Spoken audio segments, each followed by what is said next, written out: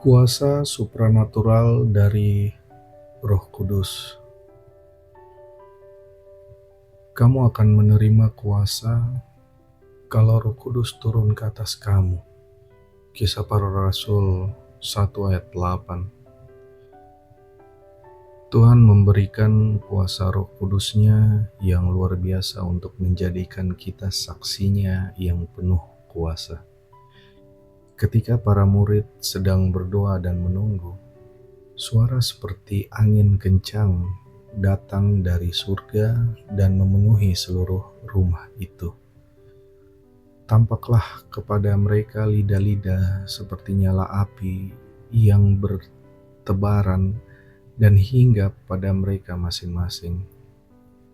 Mereka semua kepenuhan akan Roh Kudus dan mulai berbahasa lidah dengan kata-kata yang diberikan oleh Roh Kudus kepada mereka untuk mengatakannya. Kisah Para Rasul 2 ayat 1 sampai dengan 4. Yesus menyatakan dosa dan kesalahan dalam hidup kita sebelum Ia membaptis kita dengan Roh Kudus.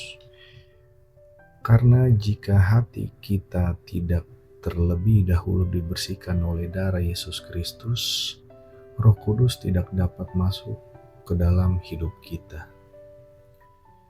Ketika kita dibaptis oleh Roh Kudus, keilahian Tritunggal akan masuk ke dalam diri kita seperti sebuah dinamit yang membara dan membuat kita terbakar. Saat kita berada di dalam Kristus oleh kuasa Roh Kudus, kita tidak akan pernah kehilangan urapan yang penuh kuasa ini. Urapan ini akan ada pada kita, atas kita, di dalam kita selamanya. Sekali kita dibaptis dalam Roh Kudus, kita tidak akan pernah sama lagi karena Ia akan tinggal di dalam kita selamanya. Hal ini membawa saya ke pokok berikutnya dalam Kisah Para Rasul 5 ayat 1 sampai 11. Kita membaca kisah tentang Ananias dan Safira. Mereka menjual sebidang tanah mereka dan mempersembahkannya ke hadapan para rasul. Namun mereka berbohong tentang pendapatannya.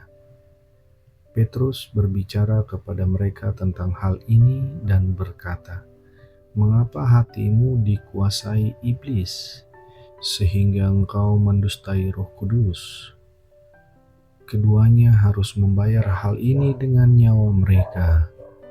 Roh Kudus tidak hanya memberikan kita kekuatan, tetapi Ia juga menyingkapkan pikiran-pikiran dan motivasi yang penuh dosa dan tersembunyi. Amin.